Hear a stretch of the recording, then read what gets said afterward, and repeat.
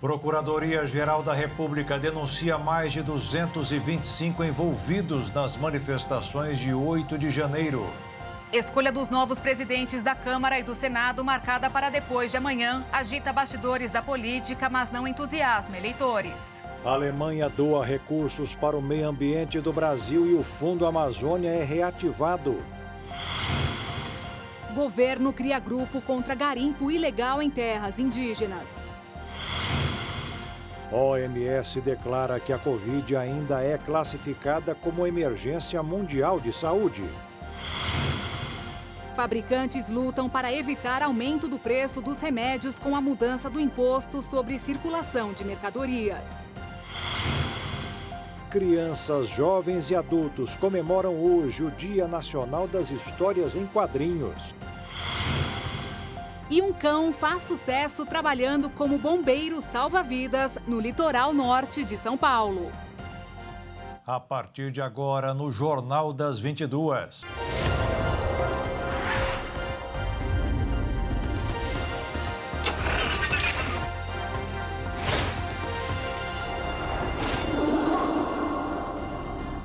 Olá, boa noite. Boa noite. A semana começou mais agitada do que o normal em Brasília. Deputados e senadores negociam sem parar a eleição dos novos presidentes da Câmara e do Senado. O que faz o presidente da Câmara e do Senado? Esses dias eu tô meio por fora. Não sei dizer. Não sei. Não sei. Uma pesquisa realizada pelo Instituto Data Senado aponta que os brasileiros, em geral, têm baixo nível de conhecimento sobre o sistema político e pouco mais da metade da população tem algum interesse pelo assunto. O levantamento, feito há 10 anos, mostra que a disposição em entender o tema tem caído ano a ano e que, historicamente, a escolha dos presidentes da Câmara e do Senado desperta um interesse menor ainda. Na próxima quarta-feira, 513 deputados e 27 senadores escolhidos pelo povo tomam posse. Depois será realizada a eleição da mesa diretora e a escolha dos presidentes da Câmara e do Senado. Eles são eleitos pelos próprios parlamentares e devem dar o tom e impor o ritmo do trabalho do Congresso Nacional pelos próximos anos, pautando projetos e discutindo políticas públicas. Além disso, os presidentes da Câmara e do Senado entram na linha sucessória da presidência do país. De todo modo, para além do formal, e mais ainda pelo crescimento do papel do Poder Legislativo nos últimos anos, eles dão o tom, e o tom é que faz a canção.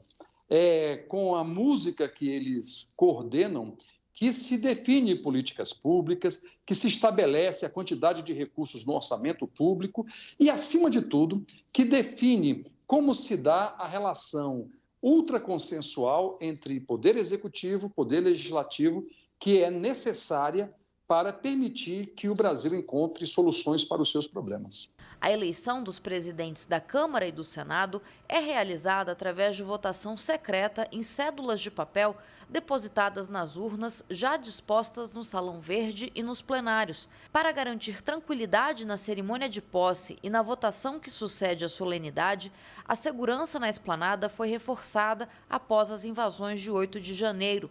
Na Câmara, Arthur Lira disputa a reeleição e a previsão é que vença com ampla vantagem sobre o único opositor, Chico Alencar, do PSOL. Contagens informais apontam que o atual presidente pode ser reeleito com até 500 votos. A candidatura de Chico Alencar para a presidência tem o objetivo, segundo o próprio deputado, de marcar oposição a Lira, mas não tem grande chance de prosperar. Já no Senado, Rodrigo Pacheco, do PSD, disputa a reeleição à presidência e tem o apoio de 6 partidos, entre eles o PT. Na contagem, Pacheco tem cerca de 50 votos, mas o ex-ministro de Bolsonaro, Rogério Marinho, tem, além do apoio do próprio partido, o PL, o aval do PP e do Republicanos. Os partidos somam pouco mais de 20 votos, mas o candidato acredita que pode ter até 40 apoios, porque alguns políticos ainda não definiram os votos. Os 2 candidatos representam alas distintas da política. Pacheco tem um perfil mais conciliador e está sendo diretamente apoiado por Lula.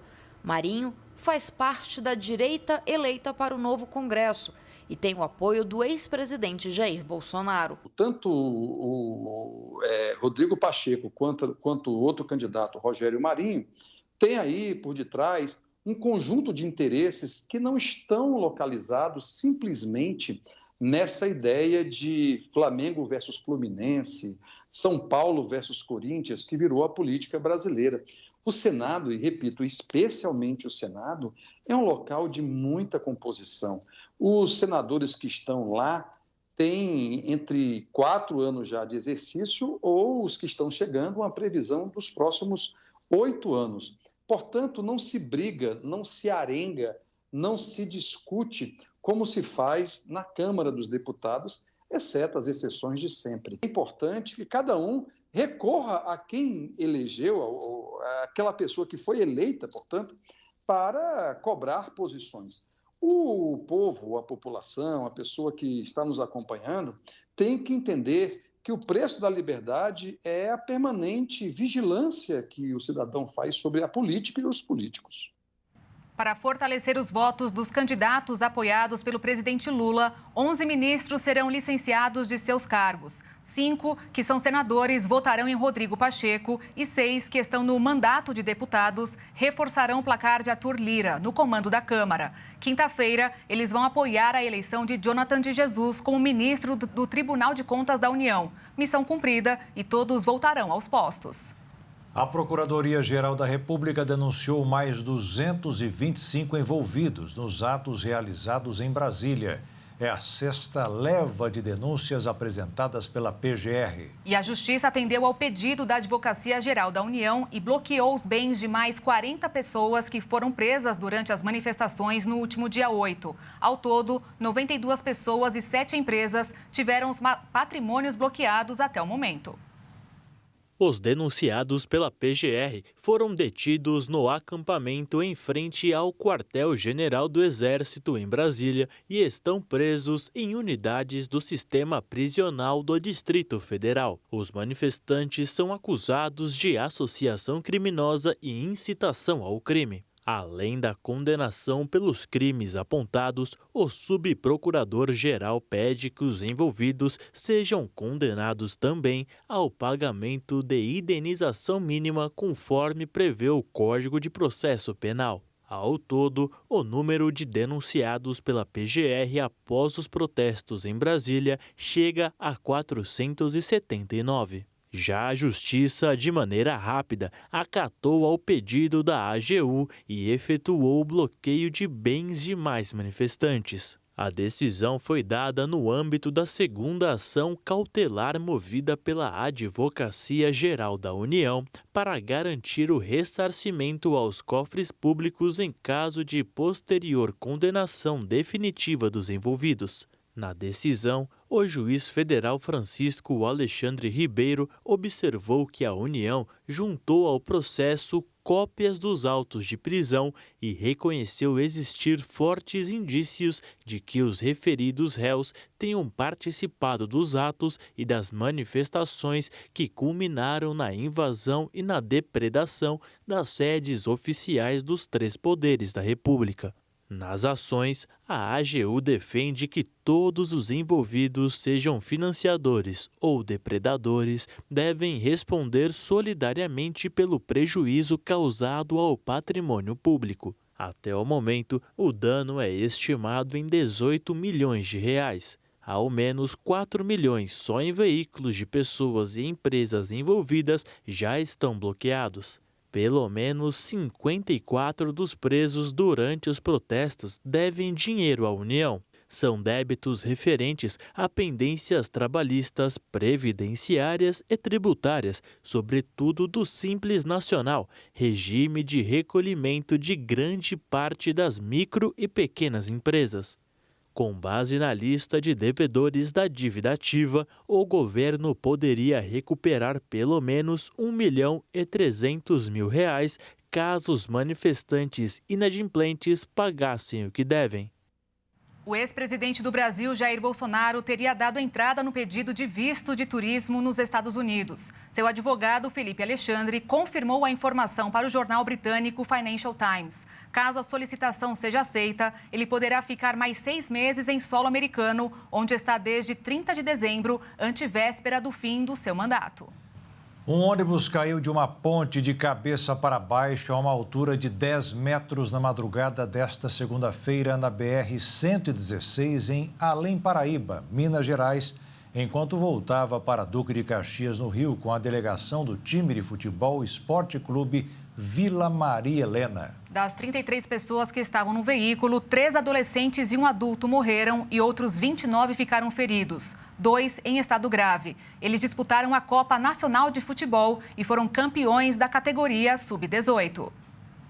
No ônibus estavam o motorista, 4 membros da comissão técnica e 28 jovens entre 14 e 17 anos. O Corpo de Bombeiros informou que, inicialmente, 4 corpos foram retirados em meio às ferragens. Dos 29 feridos, 24 foram encaminhados para o Hospital São Salvador, em Além Paraíba. Outros 5 foram levados para a Casa de Caridade Leopoldinense, em Leopoldina. Segundo informações repassadas pela PRF, o motorista perdeu o controle do veículo. A viagem consta como registrado no Sistema de Licenças de Viagem Nacional da Agência Nacional de Transportes Terrestres. Além do Corpo de Bombeiros, militares de Juiz de Fora, Cataguases e Leopoldina auxiliaram no resgate. Em nota, a Polícia Rodoviária Federal informou que a pista onde ocorreu o acidente ficou totalmente interditada e depois das 6h30 da manhã foi totalmente liberada. E quem está jogando futebol e de repente vê um raio cair no meio do campo leva um susto bem razoável, como aconteceu na cidade paraguaia no Eva Londres. Ninguém se feriu. Era para ser mais uma partida tranquila de futebol da equipe amadora paraguaia do Desportivo no Eva Londres, quando de repente uma descarga elétrica cai no meio do campo. O caso aconteceu neste domingo na cidade Nueva Londres, localizada a 130 quilômetros da capital Assunção e a 403 quilômetros da fronteira do Brasil com o Paraguai. Veja novamente o momento em que o raio toca o chão.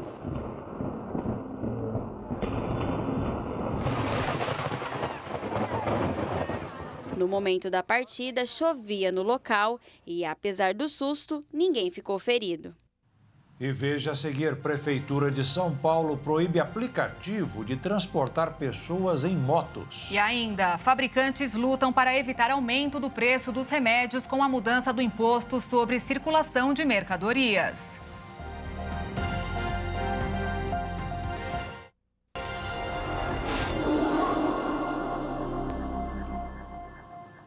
Muitas pessoas reagem a assaltos e até entram em luta corporal com os bandidos, mas esta é uma prática muito arriscada e o resultado pode ser trágico. A imagem desta câmera de segurança instalada dentro de uma loja de semijoias na capital Campo Grande mostra o exato momento em que 2 homens armados anunciam um assalto. As mulheres, a proprietária da loja e uma cliente são rendidas enquanto os bandidos fazem um limpa. Em seguida, eles fogem, mas são perseguidos por populares. Um deles foi capturado e o outro fugiu. A orientação policial é de nunca reagir a um assalto, mas algumas pessoas acabam agindo por impulso. Você sabe o porquê isso acontece?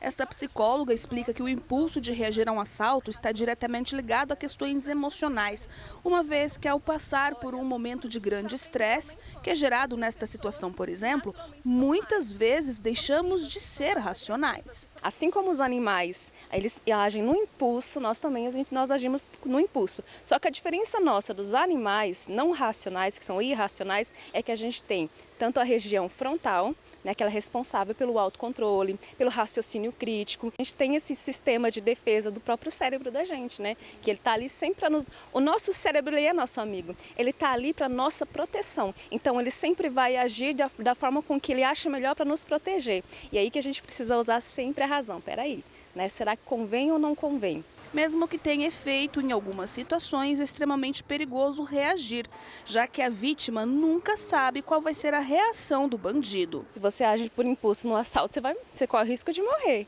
Então, por isso que a gente precisa usar a nossa razão, a nossa região pré-frontal, para a gente poder ter uma vida mais leve, mais sadio e conseguir controlar os nossos impulsos, porque nós somos racionais, a gente precisa ter o autocontrole. A gente nunca conhece o ânimo do meliante, então pode se tornar algo bastante perigoso contra a vida da vítima. Ele pode acabar, de repente, desferindo um tiro, uma facada. É algo que a gente não indica uma reação nesse sentido. Ainda de acordo com o Major, algumas atitudes podem ser tomadas para coibir esse tipo de ação. Bem, sempre ficar atento ao ambiente, evitar lugares ermos, ambientes escuros, não ficar em frente à residência com objetos de valor, principalmente celular e notebook, que chama a atenção dos meliantes. Enfim, adotar alguns critérios de segurança necessários aí para que não chame a atenção desses meliantes quanto ao assalto, Mas se ainda assim você for vítima de um assalto, a primeira coisa que deve ser feita é ligar no 190. Se possível, passar os maiores dados possíveis das características, vestimentas do autor do assalto, para que a gente possa, em diligência, tentar localizá-lo e, posteriormente, realizar o registro na Polícia Civil.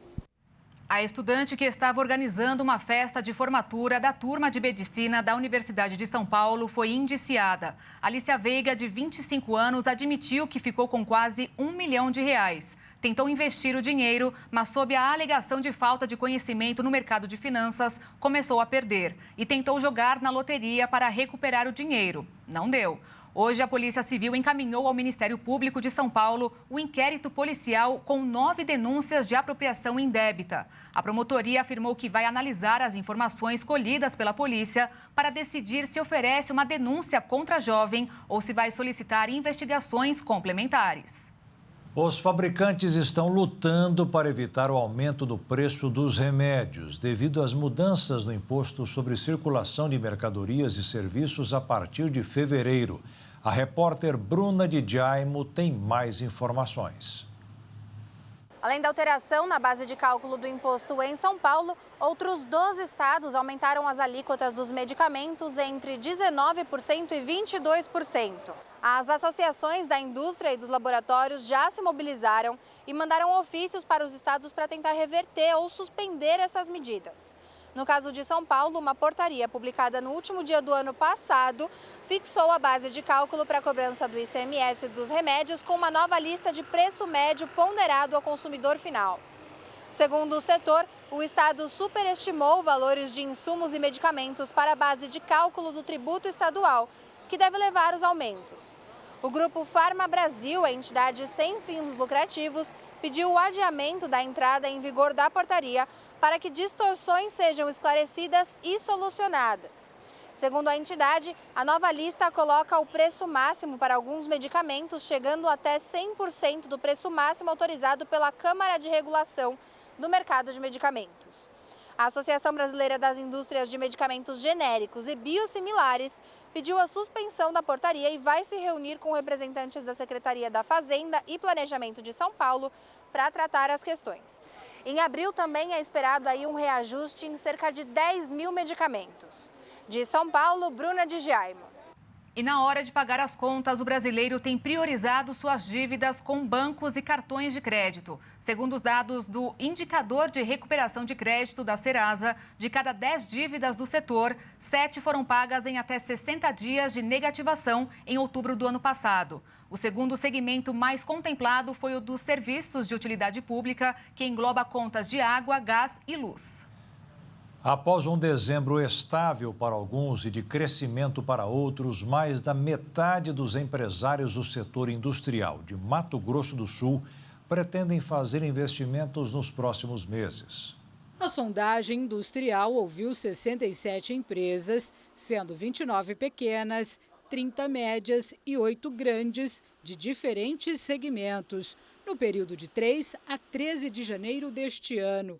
O levantamento trouxe informações relevantes sobre a produção no último mês de 2022. Apontou que 64% das empresas industriais aqui do Mato Grosso do Sul apresentaram estabilidade ou crescimento da produção no mês de dezembro, quando comparados com o mês imediatamente anterior. As empresas trabalharam utilizando toda a capacidade instalada, em alguns casos, acima da média. A pesquisa mostrou que 64% dos empresários ficaram satisfeitos com a margem de lucro operacional obtida no último trimestre de 2022. E 77% avaliaram a situação financeira da empresa como satisfatória ou boa. Entre as dificuldades enfrentadas nos meses de outubro, novembro e dezembro do ano passado, os empresários do setor industrial apontaram para a demanda interna insuficiente e falta de trabalhadores qualificados. Mas os índices de confiança e de investimentos para este ano são positivos. 55% dos respondentes disseram que devem realizar algum tipo de investimento nos próximos 6 meses. E o índice geral de preços do mercado, usado também para reajustar contratos do setor de aluguel, subiu 0,21% neste mês de janeiro, menos da metade do resultado de dezembro, quando o indicador chegou ao 0,45%. No acumulado dos últimos 12 meses, o índice subiu 3,79%.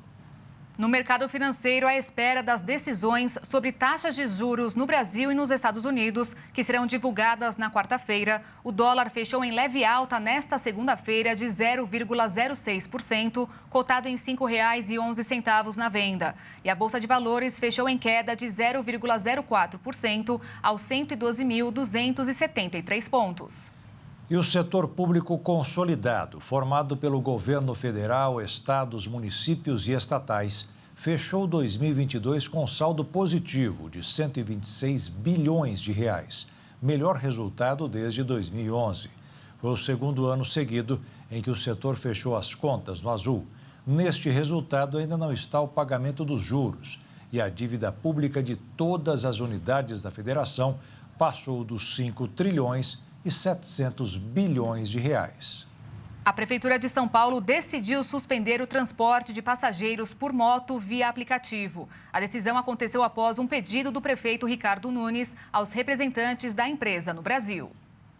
O anúncio da suspensão imediata do serviço foi feita pela própria Uber. A Prefeitura da cidade de São Paulo solicitou a suspensão à empresa, em razão da preocupação envolvendo a segurança e a saúde da população dentro do sistema viário urbano. A atividade já estava temporariamente suspensa desde o dia 7 de janeiro, quando o decreto do prefeito Ricardo Nunes foi publicado no Diário Oficial. Depois desse momento, um grupo de trabalho foi criado para discutir sobre a regulamentação municipal do serviço. A Prefeitura usou como argumento principal para barrar o serviço a segurança dos motociclistas e passageiros, a redução no número de acidentes fatais no trânsito e o impacto no sistema público de saúde. O objetivo da equipe de Ricardo Nunes é reduzir o número de óbitos no trânsito para 4.500 até o final do ano que vem.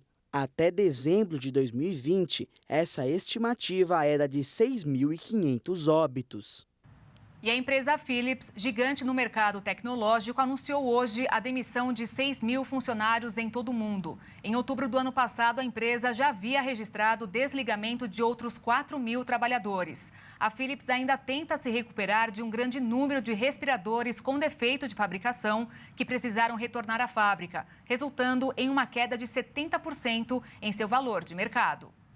E veja a seguir, a Alemanha doa recursos para o meio ambiente do Brasil e o Fundo Amazônia é reativado. E veja também, governo cria grupo contra o garimpo ilegal em terras indígenas.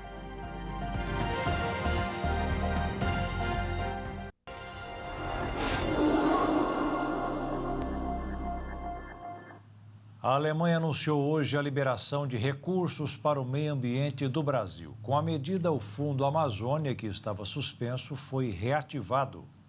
O primeiro-ministro alemão Olaf Scholz foi recebido nesta segunda-feira pelo presidente da República, Luiz Inácio Lula da Silva, no Palácio do Planalto. Essa foi a primeira agenda onde uma autoridade internacional veio ao Brasil após a posse do presidente da República e marca o fortalecimento dos laços entre o Brasil e a Alemanha. Entre os assuntos em discussão entre os dois líderes está um acordo entre o Mercosul e a União Europeia. Essa agenda também marca o retorno do Fundo Amazônia. Pela manhã, a ministra do Meio Ambiente, Marina Silva, recebeu a ministra federal da Cooperação, Economia e Desenvolvimento da Alemanha. As ministras anunciaram um acordo de cooperação para a proteção da Amazônia com investimentos na ordem de 200 milhões de euros. Deste montante, 35 milhões de euros são para aporte imediato de investimento na região amazônica através do Fundo Amazônia.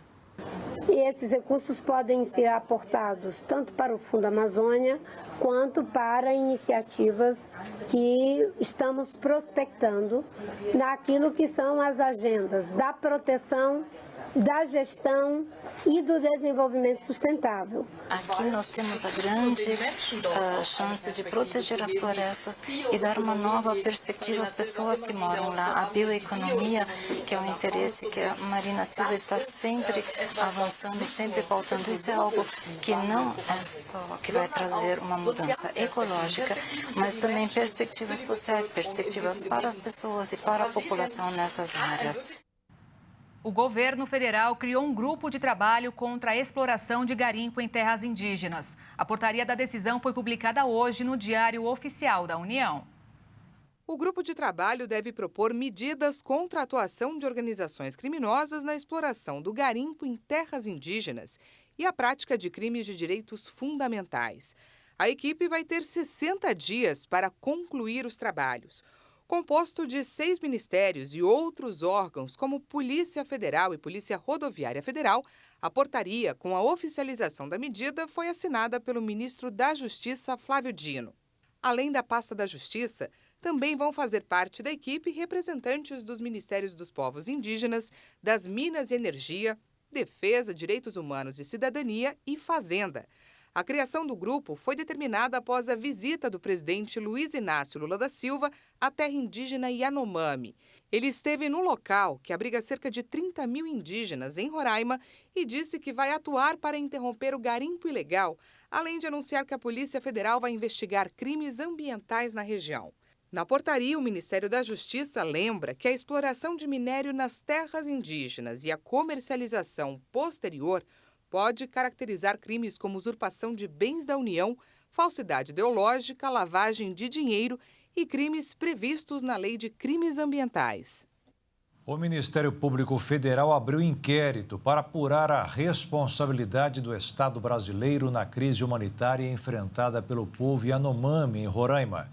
O órgão vai investigar também como as ações e omissões de gestores e políticos afetaram o maior território indígena do país. A conclusão será essencial para definir medidas de reparação e contribuir para a criação de políticas públicas que previnam novas tragédias. Há poucos dias para o fim do período de coleta de dados do censo, 2 municípios de Mato Grosso do Sul ainda não concluíram as entrevistas. O IBGE alcançou 87% dos moradores de Mato Grosso do Sul. Os recenseadores estão revisitando os domicílios fechados e os que estão vagos, como, por exemplo, para alugar ou vender. E para evitar duplicidade, estão sendo revisitados os imóveis de uso ocasional, como chácaras e sítios. A coleta em Mato Grosso do Sul, ela começou com muita dificuldade por falta de mão de obra, né? E ainda teve as eleições no meio, complicou mais ainda a contratação de recenseadores, né? Agora, na reta final, nós estamos com um número de recenseadores suficiente para fazer esse trabalho de encerramento. Em Mato Grosso do Sul, 7 Quedas e Taquarussu concluíram a coleta, a revisão e o relatório final. As demais cidades do estado estão nas fases de revisão e relatório final. Apenas Maracaju e Carapó ainda estão fazendo a coleta de dados. Nós estamos com 28 setores nesses 2 municípios para terminar, são a maior parte na zona rural. A coleta de dados será encerrada na próxima terça-feira, dia 31 de janeiro. Os moradores que ainda não responderam ao censo podem entrar em contato pelo telefone 137. Gostaria que eles ligassem para a gente poder correr atrás dele, que é importante a informação da população para a gente fazer as políticas públicas e todo o investimento necessário em cada região. A gente pretende entregar até final de fevereiro todo o estado de Mato Grosso do Sul. Aí fica para março o IBGE divulgar as datas de encerramento. A Organização Mundial da Saúde decidiu nesta segunda-feira manter o nível de alerta máximo para a pandemia de Covid-19 no mundo todo. A decisão ocorre poucos dias após uma reunião do Comitê de Emergência, que se reúne a cada 3 meses para reavaliar a situação. Em um comunicado divulgado nesta segunda-feira, o diretor-geral da Organização Mundial da Saúde, Tedros Adhanom, concordou em seguir as recomendações do Comitê de Emergência dos Regulamentos Internacionais de Saúde sobre a situação atual da pandemia de Covid-19. O comitê reconheceu que os níveis de infecção e mortes pela doença diminuíram em comparação com o início da pandemia, mas informou que não há dúvidas de que a Covid vai permanecer no futuro. A OMS reafirmou que vai manter o nível de alerta máximo para a Covid-19, uma vez que a doença continua a se modificar e o rastreio de novas variantes tem se tornado cada vez mais difícil. A organização reiterou aos países que continuem com os esforços na busca pela cobertura vacinal da população e que sigam aperfeiçoando seus canais de comunicação e vigilância epidemiológica. A diretoria-geral da OMS também alertou que os países devem se atentar em ajustar quaisquer medidas de avaliação de risco e prevenção, além de continuarem a fortificar as suas respostas nacionais para novos ciclos pandêmicos, tanto de Covid-19 quanto de outras doenças. Ambulâncias encheram as ruas na região noroeste do Paquistão depois do atentado suicida em uma mesquita lotada que deixou ao menos 59 pessoas mortas. Peshawar, que fica na fronteira dos distritos tribais do Paquistão, na fronteira com o Afeganistão governado pelo Talibã, é frequentemente alvo de grupos militantes islâmicos, incluindo o Estado Islâmico e o Talibã paquistanês. Segundo informações passadas pelo governo do Paquistão, a explosão derrubou o andar superior da mesquita, prendendo dezenas de fiéis nos escombros. Imagens de TV mostraram equipes de resgate cortando o telhado desabado para socorrer as vítimas nos destroços. De acordo com os funcionários do hospital, pelo menos 147 pessoas ficaram feridas, muitas delas em estado crítico. A polícia afirmou ainda que pelo menos 260 pessoas estavam na mesquita. Durante uma visita ao hospital em que diversas pessoas gravemente feridas foram levadas, o primeiro-ministro Shehbaz Sharif chamou a explosão de um ataque suicida. Sharif, que apelou aos funcionários de seu partido para doarem sangue nos hospitais, disse que qualquer um que alveje os muçulmanos durante a oração não tem nada a ver com o Islã. As testemunhas descreveram cenas caóticas após a explosão. Até o momento, ninguém reivindicou a responsabilidade pelo atentado, que destruiu a mesquita durante as orações do meio-dia, causando o desabamento de uma parede em cima dos fiéis. O edifício está localizado dentro de um complexo altamente fortificado que inclui o quartel-general da Polícia Provincial e um departamento antiterrorista. O ataque foi o pior na cidade desde março do ano passado, quando um atentado suicida em uma mesquita muçulmana xiita matou pelo menos 58 pessoas e feriu quase 200. Os advogados de Daniel Alves apresentaram um recurso pedindo que o jogador responda em liberdade à acusação de ter estuprado uma jovem em Barcelona. A expectativa da defesa é que o jogador deixe a prisão em menos de um mês. Segundo informações divulgadas por um jornal espanhol, o recurso foi entregue nesta manhã ao 15º Tribunal de Instrução de Barcelona, tipo de corte responsável por analisar um caso antes de decidir se ele deve ou não ir a julgamento. Até o momento, Daniel Alves ainda não é considerado réu. Agora, o pedido será transferido para a audiência de Barcelona, instância mais alta da justiça local, que julgará se aceita ou não o recurso. Pessoas próximas do jogador disseram que a expectativa é que a justiça aceite o recurso em um prazo de aproximadamente um mês. Esse cálculo leva em conta os prazos para análise do pedido e trâmites legais. A tática da defesa é focada no argumento de que a relação foi consensual. A suposta vítima nega e a promotoria disse ter provas suficientes que comprovem o crime de agressão sexual. A situação de Daniel Alves ficou um pouco mais complicada, porque no depoimento inicial ele disse que não conhecia a vítima e garantiu que não houve qualquer relação. Mas no depoimento seguinte, ele mudou totalmente a versão. Já os advogados argumentaram que ele mentiu por não querer revelar a traição à sua mulher. A defesa também solicitou que o jogador use uma pulseira eletrônica e entregue o seu passaporte à justiça, como tentativa de acabar com a principal argumentação da promotoria, quando pediu a prisão preventiva do brasileiro, de que havia um alto risco de fuga, já que ele residia em outro país e tem poder aquisitivo suficiente para deixar a Espanha de avião a qualquer momento. Enquanto aguarda a resolução do caso, Daniel Alves começou a jogar futebol com os outros presos do presídio. Parentes de presos e funcionários do presídio relataram que o ex-lateral da seleção brasileira jogou uma partida pela primeira vez desde que chegou ao local. E até mesmo os diretores do complexo penitenciário foram assistir ao jogo. E veja daqui a pouco, crianças, jovens e adultos comemoram hoje o Dia Nacional das Histórias em Quadrinhos. E um cão faz sucesso trabalhando como bombeiro salva-vidas no litoral norte de São Paulo.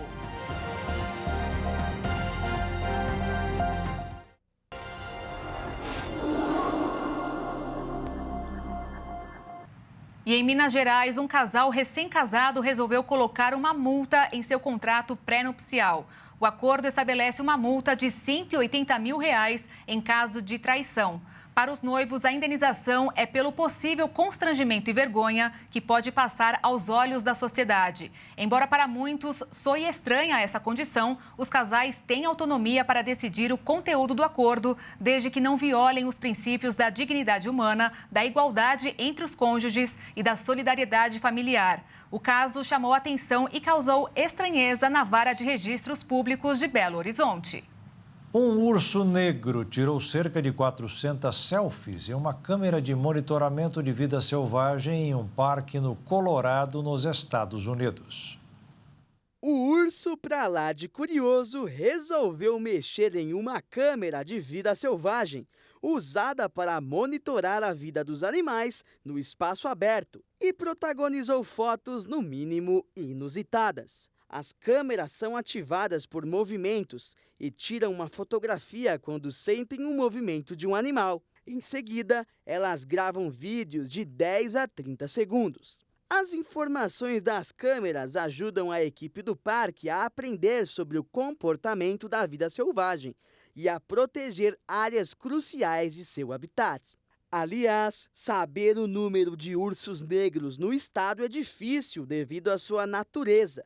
Mas, de acordo com a última estimativa realizada no ano de 2015, só no estado do Colorado haviam pelo menos 20 mil ursos. Já os cliques foram publicados pela administração do parque nas redes sociais. E não é que o urso saiu bem na foto?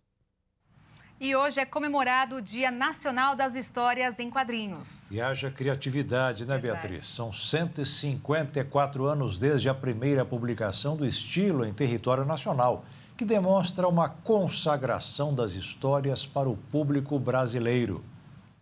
Também conhecidas como HQs, as histórias em quadrinhos são um modelo de leitura que mistura elementos textuais e visuais, criando a sensação de sequenciamento das cenas. Essa data visa homenagear este gênero literário, um grande responsável por apresentar e incentivar as crianças ao mundo da literatura. No Brasil, as histórias em quadrinhos surgiram em meados do século XIX. mas apenas se popularizou com o lançamento de clássicos como A Turma da Mônica, O Menino Maluquinho, entre tantos outros. A explicação para a escolha desta data está no fato de ter sido em 30 de janeiro de 1869 que foi publicada a primeira história de quadrinho brasileira, As Aventuras de Inhoquim, ou Impressões de uma Viagem à Corte, autoria do cartunista Ângelo Agostini, publicada no periódico Vida Fluminense. Nessa história é apresentada a imagem de um caipira que se tornou um dos principais símbolos da cidade de Piracicaba, no estado de São Paulo. A partir de 1984, ficou instituído, através da Associação dos Quadrinistas e Cartunistas do Estado de São Paulo, que todo dia 30 de janeiro se comemoraria o Dia do Quadrinho Nacional, em homenagem ao trabalho de Agostini. Desde então, anualmente, como parte das celebrações desta data, a associação organiza o Prêmio Ângelo Agostini, que tem o propósito de prestigiar os talentosos profissionais brasileiros que atuam na produção de histórias em quadrinhos. Seja em seus modelos infantis que tenham o objetivo de entreter, ou nas grandes histórias de super-heróis, as HQs são uma febre longe de acabar o seu reinado. E até mesmo a Graça Editorial conta com publicações em quadrinhos. Um dos maiores exemplos é a Turminha da Graça, publicada de forma contínua desde 2005. Nas histórias, os personagens discutem temas atuais, ajudando as crianças a compreenderem o mundo. Os personagens também estão presentes em jogos, livros para colorir, bíblias e animações. Histórias como Ser Criança, Uma Lição Valiosa e A Verdadeira Fortaleza se tornaram um ótimo conteúdo para o uso na educação religiosa das crianças. Um salvamento inusitado aconteceu na praia de Maresias, litoral de São Paulo, há alguns dias e ganhou destaque nas redes sociais pela lição que deixa aos banhistas. O vídeo gravado por uma banhista mostra um cachorro saindo do mar depois de ajudar no resgate de 2 turistas que se afogavam em São Sebastião, litoral norte de São Paulo. O cão nunca foi treinado para esse tipo de ocorrência, mas é autodidata. Aprendeu tudo sozinho ao observar os amigos que fez há quase 1 ano no posto de bombeiros de guarda-vidas de Maresias. Foi lá que ele ganhou um teto e um nome: Bob. Lá ele tem uma casinha, tem as coisas dele lá, e ele entra e sai do quartel quando ele bem entende. Ele nos acompanha nas nossas instruções, seja na corrida, na natação. É um cachorro que, de fato, escolheu ser guarda-vida por opção dele mesmo. E por isso acompanha também todos os resgates. O tenente Vegsi conta que Bob é mesmo um herói, o que fica provado no vídeo que viralizou. Nesse último salvamento, estava eu e o tenente Barros fazendo a prevenção de afogados pela praia, acompanhado, logicamente, pelo nosso amigo Bob, quando nós nos deparamos com um pai e uma filha que estavam na correnteza com aquelas pranchinhas de molibug pedindo por socorro. Prontamente entramos para fazer o resgate e, como é de costume, o Bob entrou conosco. Lá no fundo ele nos puxa pela camiseta, ele puxa a boia, a gente tem realmente a impressão que ele quer nos ajudar. Graças a Deus, nós conseguimos tirar as vítimas e deixá-las num local seguro. Esse caso ficou conhecido depois que a capitã Caroline, porta-voz do Grupamento de Bombeiros Marítimo, postou nas redes sociais dela o vídeo que acabamos de ver na reportagem. Só que essa postagem não é importante apenas pela repercussão que ganhou, mas muito mais pela reflexão que nos traz sobre os cuidados que devemos ter com o mar. E são cuidados mais simples do que as pessoas imaginam, né? Então, por exemplo, ali você pode perceber que o mar estava, para quem não conhece, parece que estava calmo, mas ali é uma corrente de retorno visível, que é uma corrente que acaba sugando as pessoas para o fundo, né? Então, certamente, ali tem uma placa de perigo e as pessoas, olhando essa placa de perigo, não devem entrar em qualquer lugar da divisa com o Rio de Janeiro até a divisa do Paraná, nós temos guarda-vidas em diversas praias e todos eles são treinados para identificar os riscos e sinalizar esses riscos com essa placa de perigo. Além de passar longe de áreas sinalizadas como perigosas, a capitão recomenda que o banhista dê preferência a praias que tenham guarda-vidas. Se não tiver, redobre a atenção. Se você for a uma praia que não tenha guarda-vidas, não abusa, né? Não vai para o fundo, não, fica com água ali. Aquele ditado, água no umbigo, sinal de perigo, é muito real, porque enquanto a pessoa está com água no umbigo, ela consegue ter uma mobilidade caso ela caia num buraco, caso ela seja arrastada, caso venha uma onda e dê um caldo nela, né? Ou popularmente dê uma leva ela para o fundo. Se ela tiver com água no umbigo, ela consegue sair dessa situação. Agora, se ela tiver com água no peito, água no pescoço, e raramente ela vai conseguir se safar se ela não souber nadar e se ela não tiver um bom condicionamento para sair dessa situação. Outra recomendação é sobre o consumo de bebida alcoólica antes de entrar no mar. Mais de 95% das pessoas que morrem afogadas no litoral de São Paulo ingeriram pelo menos uma dose de álcool. Então, o álcool está extremamente atrelado ao afogamento. Por quê? Porque ela tira a noção da pessoa do que é perigoso ou não. E o tenente Vegice tem outros alertas. Se não entrar no mar com objetos flutuantes, dão uma falsa sensação de segurança, evitar pedras e costeiras que são muito perigosas. São cuidados essenciais que todos devem ter na praia. Afinal, nem sempre haverá por perto um guarda-vidas, tampouco um cão-herói como Bob. Bob, ele é único e especial por natureza. Igual ao Bob, não existe outro.